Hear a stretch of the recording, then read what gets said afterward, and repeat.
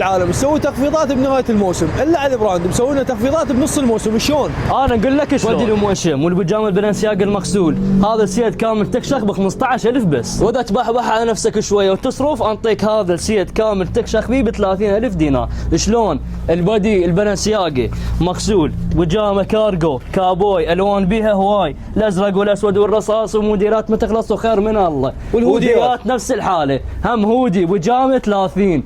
شنو اللي يعجبك؟ بادي تركي فيندي ماركه نيو بالانس ب 20 25 ب 15000 حجي.